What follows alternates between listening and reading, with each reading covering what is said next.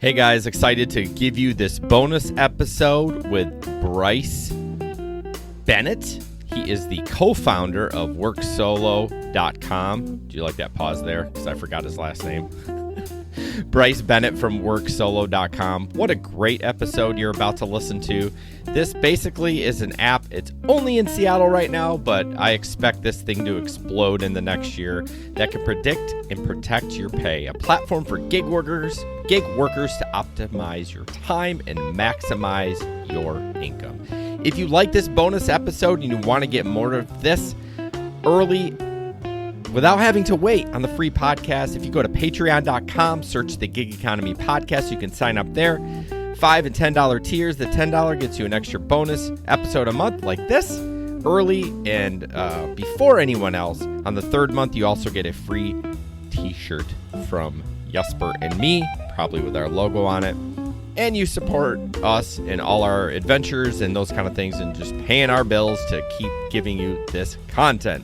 So patreon.com, search the Gig Economy Podcast. All righty, enjoy the show.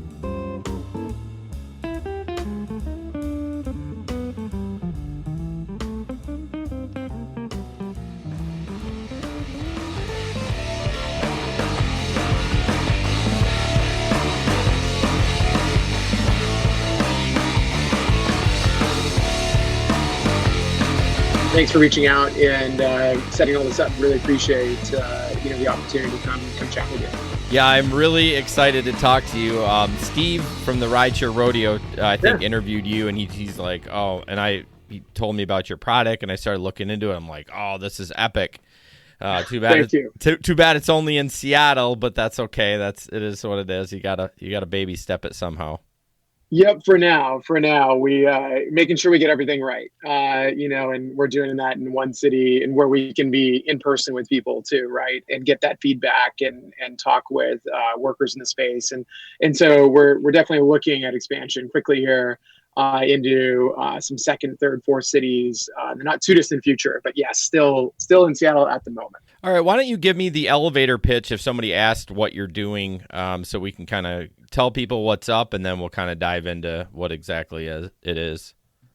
Yeah, so Solo is a software platform that leverages data and insights to provide solopreneurs or businesses of one the tools they need to predict and guarantee their earnings. So when we're talking about solopreneurs, typically right now we're talking about rideshare drivers, food, grocery, and parcel delivery drivers. And what our product does is it takes community aggregated information, specifically pay data, and provides a forward-looking prediction hour by hour, day by day for these different gig platforms like Uber, Instacart, or DoorDash for each day of the week.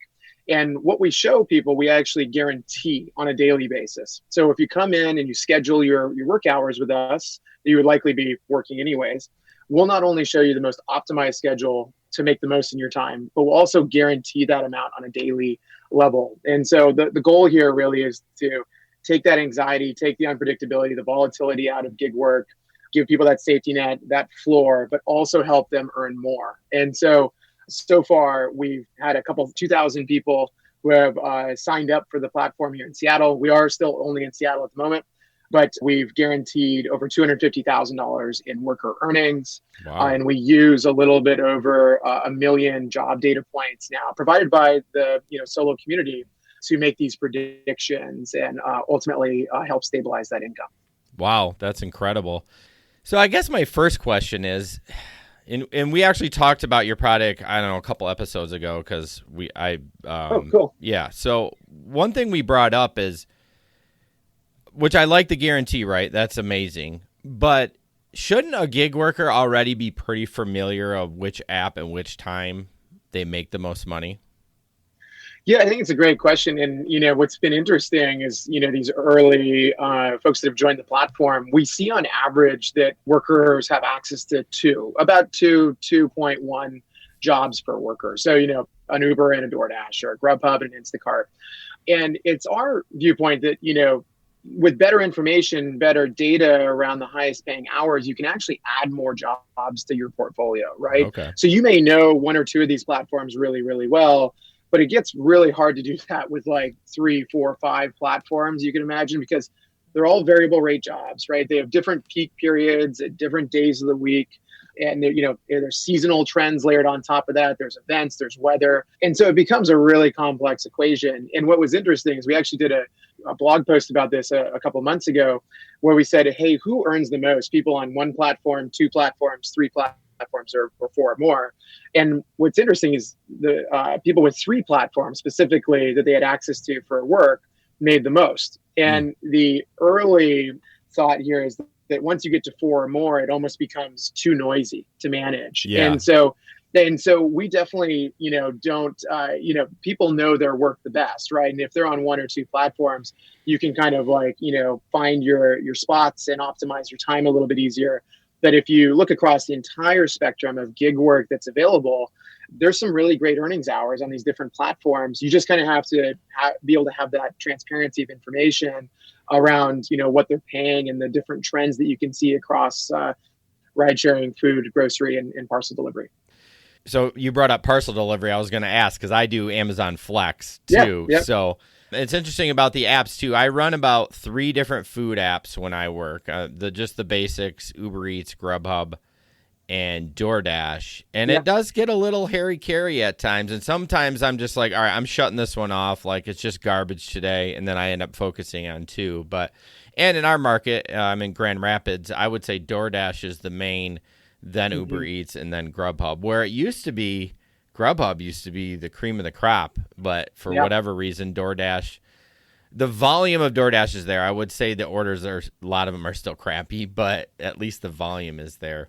So how often or how soon or how much data do you need for a person to come on your platform? Do they need to be do you need 2 weeks worth to figure it out, or can they just click it right away and you can just look at past data and from their accounts and do that? Yeah, happy to explain that process. So how it works when someone comes on, signs up, creates an account at worksolo.com is first step is pretty simple. Create an account, email, password, pretty normal stuff. The second part is where we actually link your past work history to Solo. And what that allows us to do is start to give you those personalized insights around, okay, you're making $18 an hour. Let's look at your schedule. We think, you're on this platform. Here's what we see in the market. We expect you to make $21 an hour this week. Let's help you guarantee it. But we are able to provide those forward-looking predictions by taking kind of the aggregate group or all the workers in a given city's information and roll it up. So you actually have real data driving these predictions, right? It's not just us kind of like putting our fingers in the air and saying like, hey, we think DoorDash is roughly $21 an hour. It's a community-led, set of insights that we're, showing you on a forward-looking basis. And so, we're working to get workers more and more information on that forward-looking basis around kind of low-end, high-end, average guarantee, so that you can make the best decision. But that's kind of the basic process where you come in, sign up, link your accounts, and then we're able to start giving you the predictions on a personalized schedule and those guarantees associated with those predictions. Okay, so I misunderstood. So you're actually taking data from other people too to create that algorithm for me, let's say. It's not just my data. That's right. So we'll show you your personal insights, of course. We'll show you, what you make relative to others. We'll only show you the schedule for the week for the platforms you're on. Jason, you mentioned like the food delivery sector. We would show you those 3, your optimized schedule across those 3. But then for anything outside of kind of like, your personal work portfolio, that's where we tap into the full city or community's insights to show you, hey, maybe you should consider Amazon Flex, right? Or Uber or Lyft, because those are the highest paying jobs in the last 2-3 weeks. And so we can get you a little bit of those insights across the entire job marketplace rather than, just specifically what you're on. So it's a combination of both customized, predictions and guarantees, but then you also get access to the whole market of information out there in your city. Man, I just think of all the data you must have just with the amount of people that you have, just the little amount of people that you have currently. So what does the platform say about it? I mean, obviously you're not doing anything, wrong, but you're just basically taking people's data that they volunteered to give. A lot of people are worried about the credentials. I'm sure you guys do the sure. same thing, like all of them do. You use a company, third party that protects them and stuff. But what do the platforms ever like? I'm just curious if you ever heard from them about what you're doing. Yeah, no, I think a couple of things there. Security that you mentioned, really, really important. That's the first thing we talk about at the start of every week of, ensuring that that's our number one priority on the technical side. And we do use a company that is actually been featured, I think, on the Rideshare Guy and a few other platforms, a company by the name of Argyle, very similar to like Plaid Yep. and, then how you link your bank accounts. So something we thought and talk a lot about continuously because it's extremely important to keep that information secure. We don't even come into possession of your credentials or anything like that. It's all handled through a third-party data transfer agent. And so a very secure process. In terms of what the companies, think, we've actually been, we've actively spoken to these companies. My background, actually, I was at Uber for 4.5 years from 2012 to 2017. And, I saw firsthand just how hard it was for companies like that to reach drivers. They obviously, Uber developed a large trust issue over the course of the past, 5-6 years. Yeah. And I know that's permeated the other companies as well. And so, from how we view it is this is your information. It's your job information and history. You're not an employee of those companies. That's been very clearly defined by the companies, right? That they're, it's not an employee-employer relationship. And so it's your information. It's your business's information. You pay business taxes as an individual. And so we're just, ultimately helping you organize that across multiple platforms in a way that's apples to apples across different kinds of jobs. And then we want to help you ultimately take the instability out of this by giving you that forward-looking view. And so the companies, I think are relatively aware of us at this point.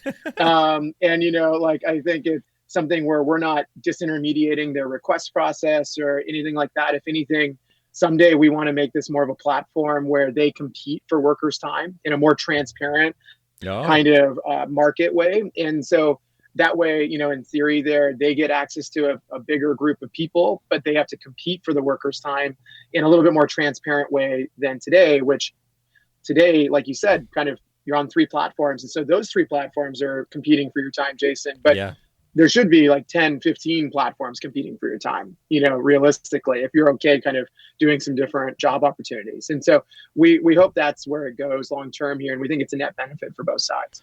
I got to ask, you were at Uber. What was your role at Uber? Yeah. So I was in the operations side for most of the 4.5 years I was there. So I was out here in Seattle.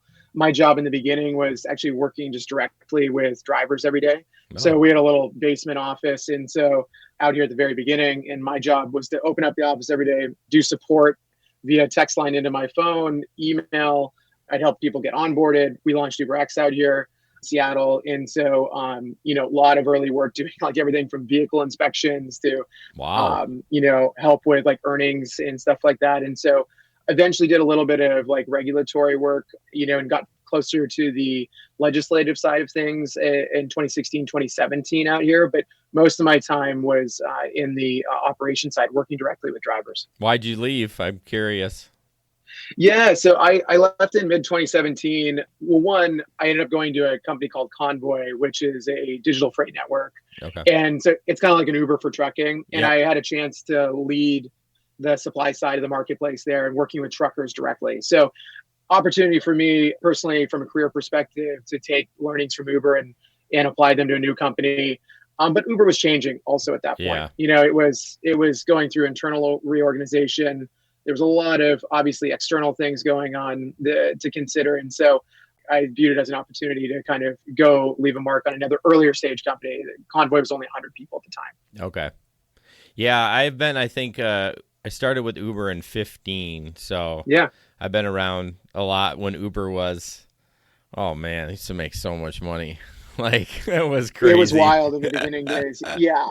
It's so changed. And now to the point with the pandemic, I won't even do, so just quick about me. I'm a seasonal lawn fertilization worker. So March through November, I do lawns, and then I'm about ready to transition back to gig full time. But I'm to the point now that food delivery is what I do. That's the least amount of driving, and I can maximize my dollars. Like rideshare, there's just no money there anymore. And it's like the only way I'll go out is bonuses. Like right now, they have Lyft is nuts with their bonus sometimes. Like 20 rides, you get an extra $250.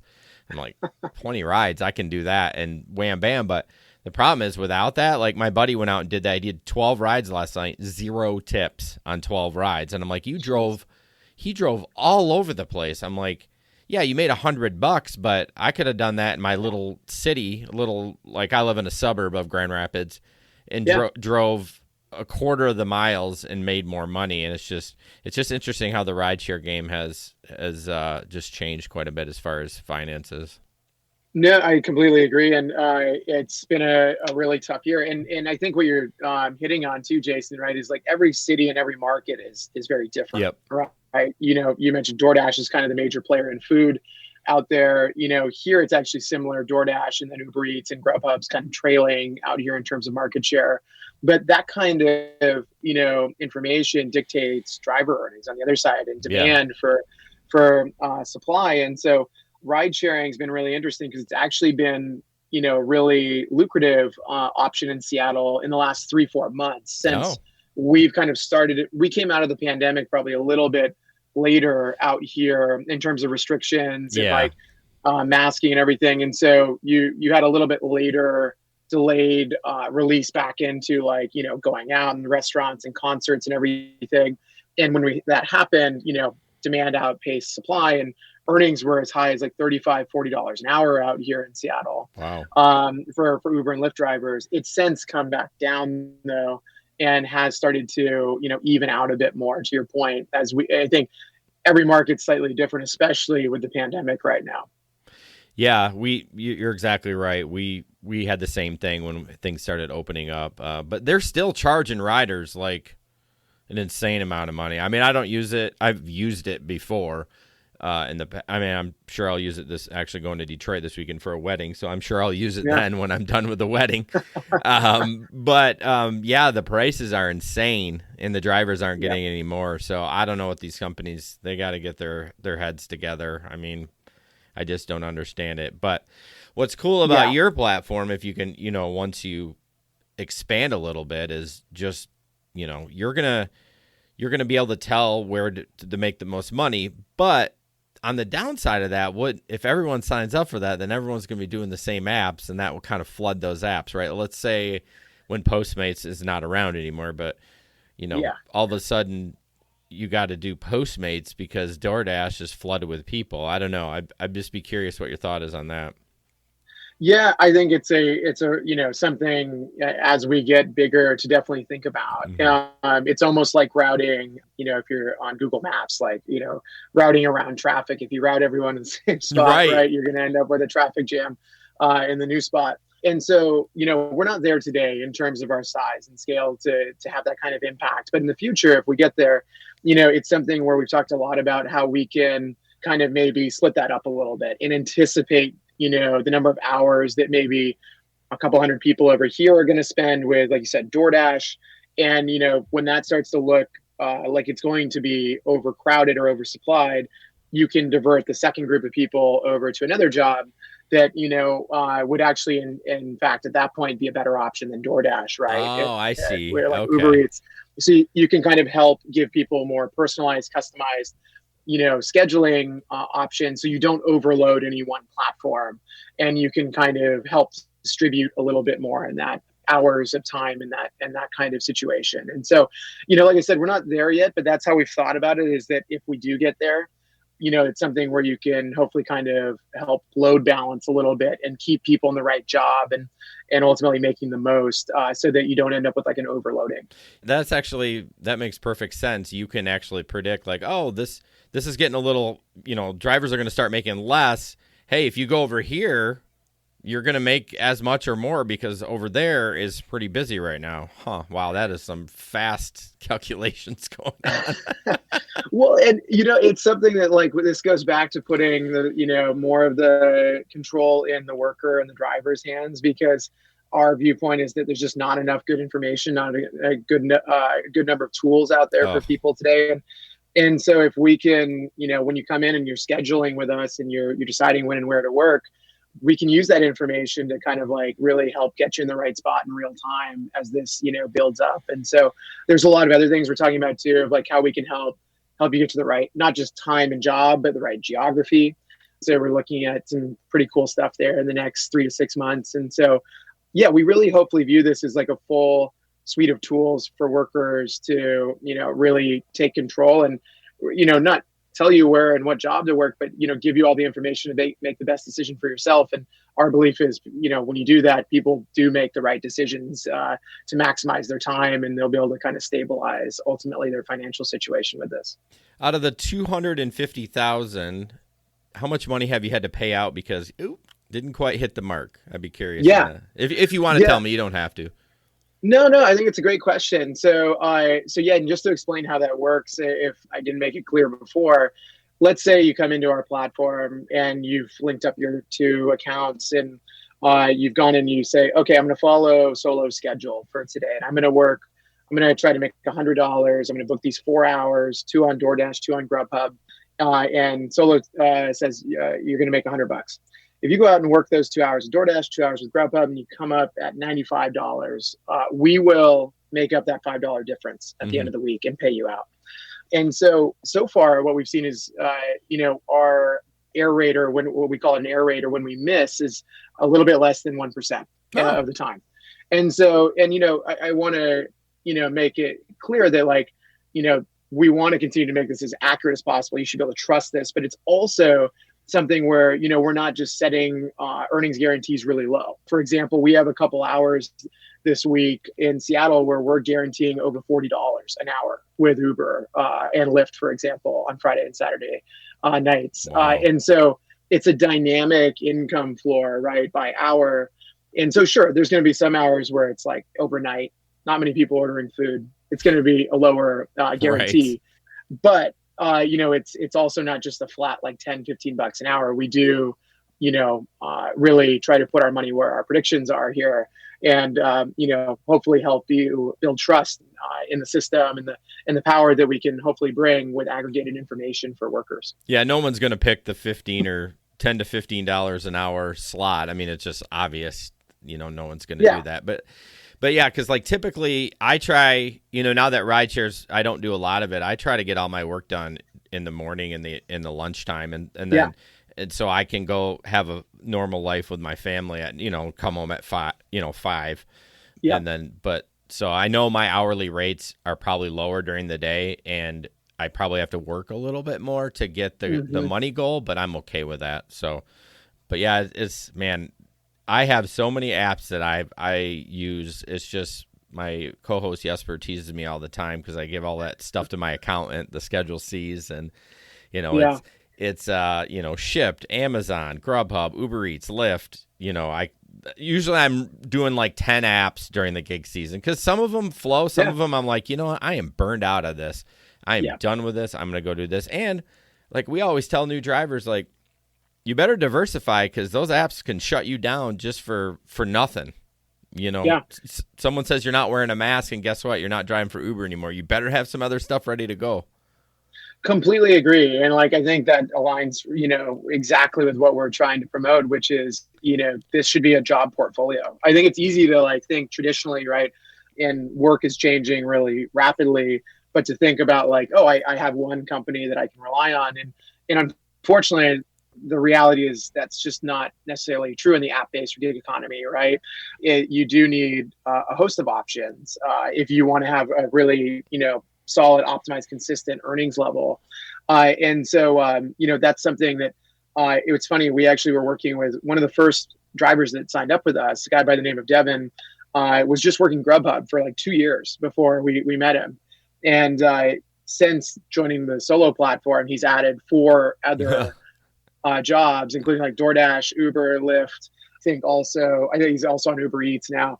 And, he went, he's increased his earnings by 46% because, he's not relying on the ebb and flow of Grubhub. When Grubhub's slow, switch over, to Uber, Lyft, increase your earnings during that time, and then flip back over to Uber Eats and Grubhub if you want during mealtime. Right. But like you said, diversification of your job opportunities are super important in this industry, because I don't think, from the data we see, there's not any one platform that can truly sustain reasonable level of wages. No, for sure. It's crazy. It does get a little confusing, like I said, when I'm running multiple apps. I appreciate you trying to build an app for around the gig economy. Everyone's like trying to start another rideshare company, or it's just like there's more finance companies that are stepping up too. We've interviewed a few, but this is the first one other than Para. I'm sure you've heard of Para. Yeah, I know those guys. Yeah, and so they're kind of doing the same thing, just that transparency and trying to support the driver on the back end. So what is your end goal? I always ask this for you guys because you guys aren't charging anything for your service, either as Para. I mean, obviously you're getting seed money and funding and stuff but at some point that's going to run out and you're going to have to make earning somehow. So what is your pipe dream, I guess, for this, maybe 5 years down the road? Yeah, no, and I appreciate you asking. I think long term, where this all started was Keith, my co-founder, and I, when we got close to the regulatory and the legislative side at Uber, it became very apparent that workers were getting left behind. You had the companies that were protecting themselves in the business model. They couldn't overstep, the employment line. Government, we would talk a lot to them, but, unfortunately, getting action from government is not very fast. And the reality is that our labor laws in the United States pretty much say you have to be one of two people. You have to be an employee or you have to be an independent contractor. Yeah. And both comes with trade-offs. Flexibility, you give that up when you become an employee, but you get a fixed wage, maybe some benefits. But if you go the independent contractor route, you get flexibility, but almost no safety net. You're on your own. And our viewpoint over these discussions, we're like, hey, that just seems kind of crazy. There should be a third way. And so, outside of the company stepping up and government stepping in, we said, what if we started creating a platform to enable this kind of, we'll call it a third way of working, where you still get all the flexibility, but you as a worker are really actually empowered and have the resources and the data and transparency to really act in your own best interest and build up through an aggregated service like that, a safety net, an ability to stabilize your income, predict out, but also we're going to hopefully roll out some new features in the coming months around helping you track expenses, know your net profit, project out your taxes, get access to, as a group, hopefully better deals on financial insurance services that, should be more affordable and geared towards workers. And so we really view this hopefully long-term as kind of like a collective and a platform where workers are empowered, can manage a third way of working here, enjoy that flexibility, and ultimately have companies come compete for their time. Yeah, I mean that's perfect. I mean that's what gig workers need. They need those tools, because I see a lot. I follow a lot of groups on Facebook and Twitter and Reddit, and people are clueless on stuff. It's amazing how much help these new drivers need, and of course the companies, you're independent contractors, so there's no training. You know what I mean? So I appreciate you guys doing this, and I hope things work out for you. Tell people exactly if they want to get a hold of you. I know just in Seattle right now, but what's the website and maybe if they want to reach out to you? Yeah, we're at worksolo.com. If you're not in Seattle metro area, we do have a wait list. We'd love to know where to go next. We're looking at cities right now, and so help us, find the next best spot to come expand to in the next few months. If you'd like to reach out to me, you can reach me at Bryce at worksolo.com. We love to hear feedback, questions, thoughts, engage in the conversation, because everything we've done so far in the last 6-7 months here has been more or less worker-led. And so we want to know what would be the most helpful to build for you. And so just really appreciate you taking the time to chat with us, Jason, and looking forward to getting out there to Grand Rapids as soon as we can here. Yeah, right. That's what everyone says. I mean, we're the second biggest city in Michigan. I mean, Detroit, then Grand Rapids. So, I mean, yeah. No, I appreciate it. I love data, so I love looking at stats and stuff. So this is kind of like right up my alley. I want to have something I can look at and be like, okay, even my own stuff, I kind of look like, oh, I was really profitable in these hours and stuff like that. But yeah, I really appreciate you taking the time. So thank you. Yeah. Thanks so much for having me on, Jason. Appreciate it.